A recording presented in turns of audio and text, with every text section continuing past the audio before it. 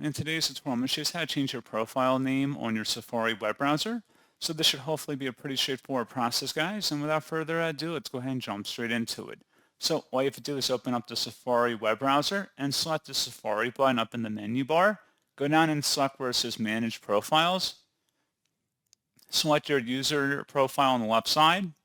And then on the right, underneath General, it should have your name in here. You can just delete whatever's in here and just type in your new name and then just close out of here to save. And that's all you have to do. So pretty straightforward process, guys. And as always, thank you for watching. I do hope that was able to help you out. And I do look forward to catching you all in the next tutorial. Goodbye.